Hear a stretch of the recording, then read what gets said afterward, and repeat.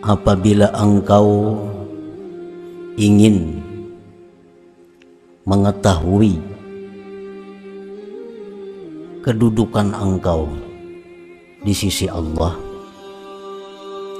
apabila engkau ingin mengetahui nilai engkau di sisi Allah, maka tengoklah pada apa Allah menempatkan engkau. Apabila Allah menempatkan kita pada perkara-perkara yang dicintainya, berarti kedudukan kita di sisi Allah adalah kedudukan yang dicintai oleh Allah. Apabila Allah menempatkan kita di tempat-tempat yang dibenci oleh Allah, maka berarti kedudukan kita pun di sisi Allah adalah kedudukan yang dibenci oleh Allah Subhanahu wa Ta'ala. Jadi apabila kita ingin mengetahui bagaimana keadaan kita di sisi Allah, maka tengoklah di mana Allah menempatkan kita. Bila mana Allah menempatkan kita beribadah di masjid, bila mana Allah menempatkan kita duduk di majelis ilmu, berarti kedudukan kita di sisi Allah kedudukan orang-orang yang dicintai oleh Allah. Apabila Allah menempatkan kita di tempat-tempat yang lupa kepada Allah, di tempat-tempat yang membuat kita lalai kepada Allah, apabila Allah menempatkan kita di tempat-tempat yang maksiat, maka kedudukan kita di sisi Allah adalah kedudukan yang dimurkai oleh Allah Subhanahu wa Ta'ala. Jadi artinya kada sulit, kadang ngalih kita mengetahui posisi kita di sisi Allah Subhanahu wa Ta'ala. Kita bisa dengan langsung meneliti, memeriksa apa keadaan kita, di mana Allah menempatkan kita. Qala Rasulullah sallallahu alaihi wasallam, man arada ay ya'lama manzilatahu indallah falyanzur kaifa manzilatullah ta'ala min qalbi. Fa inna Allah ta'ala yunzilul 'abda haitsu anzalahul 'abdu min nafsihi. Rasulullah sallallahu alaihi wasallam bersabda, barang siapa yang hendak mengetahui kedudukannya, martabatnya di sisi Allah, maka tengoklah, maka pandanglah bagaimana kedudukan Allah di hatinya, bagaimana keadaan kita ini di sisi Allah. Apakah terhormat? Apakah tinggi? Maka tengoklah bagaimana kedudukan Allah dalam hati kita. Bagaimana kedudukan Allah di dalam hati kita.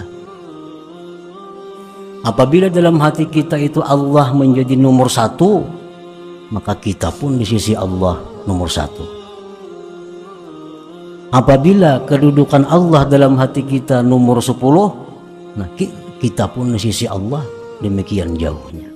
Maka sesungguhnya Allah menempatkan seorang hambanya sekira-kira menempatkan hamba akan Allah daripada hatinya. Bila mana hati kita ini selalu ingat kepada Allah, bila mana hati kita ini selalu mengutamakan Allah, bila mana hati kita ini selalu menomorsatukan Allah, maka kedudukan kita di sisi Allah pun terhormat, di sisi Allah pun dimuliakan, karena kita dalam hati kita memuliakan kedudukan Allah Subhanahu wa Ta'ala. Nah, para muhibbin rahimakumullah, idza aratta an ta'rifa nafsaka hal min ahlil iman aw min ahlit tughyan fanzur fi qalbik in kunta tusaddiqu bi wujudi rabbik wa tuwahhidu wa tanqadu li rasulih sallallahu alaihi wasallam fa anta min ahlil iman. Apabila kamu hendak mengetahui diri engkau adakah termasuk golongan ahli iman, atau golongan ahli tughyan, golongan orang-orang yang sesat. Kalau kita hendak mengetahui apakah kita ini masuk golongan orang yang beriman atau masuk golongan orang yang sesat, maka tengoklah di hati engkau. Jika engkau membenarkan dengan adanya Tuhan engkau mengesahkan Tuhan engkau tunduk patuh bagi Rasulnya Sallallahu Alaihi Wasallam, maka engkau berarti termasuk golongan ahli iman. Kita lihat hati kita selama ini, bila membenarkan adanya Allah, bila mana mengesahkan Allah, bila mana tunduk patuh kepada Rasulullah, maka berarti kita masuk golongan ahli iman, masuk kelompok orang-orang yang beriman. Artinya andai kata kita mati, maka kita masuk surga. Masuk surga. Walaupun karena banyak dosa-dosa kita bisa singgah di neraka, tapi akhirnya ke surga juga karena kita ahli iman.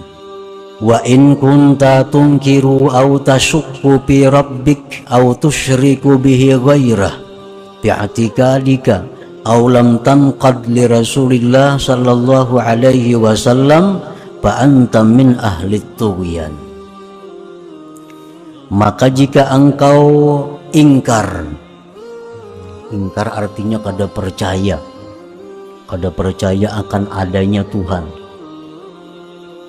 atau engkau ragu-ragu pada Tuhan engkau,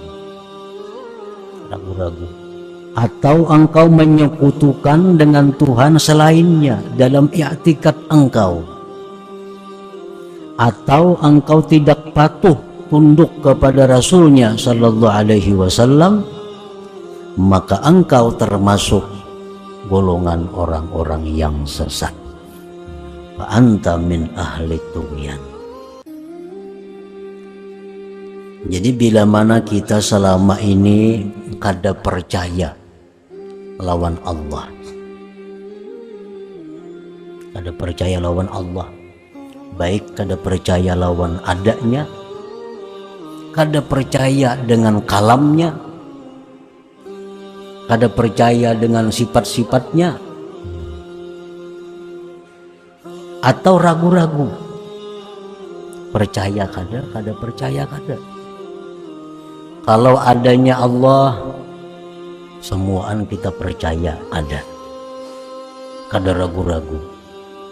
Tapi dengan janji Allah, nah itu kita belum tentu seluruhnya percaya dengan janji Allah. Banyak dalam Al-Quran janji-janji Allah. Nah apabila kita di situ ragu-ragu, berarti kita masuk golongan yang sesat atau menyekutukan Allah. Arti menyekutukan Allah, kalaunya menyembah Tuhan lain, kita kadang menyembah Tuhan lain, semuaan menyembah Allah. Cuma dari sisi yang lain, banyak tingkah laku kita, ucapan kita, bahkan mungkin i'tikad kita yang menyekutukan Allah itu. Padahal kita sudah diajarkan bahwa yang memberi bekas itu hanya Allah, tidak ada yang lain. Nah, yang memberi bekas itu hanya Allah, yang menyembuhkan itu hanya Allah, yang memberi manfaat itu hanya Allah, yang lain tidak ada. Nah apabila kita di situ ada keraguan-raguan, nah maka kita termasuk golongan tughyan, orang yang sesat. Jadi kalimatnya di sini atau, bukan dan.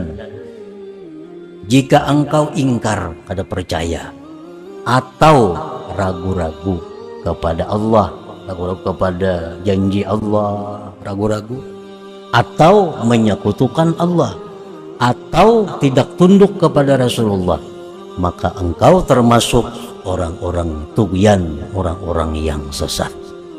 Jadi mengetahui diri kita itu kita bisa mengetahui diri kita dari diri kita sendiri.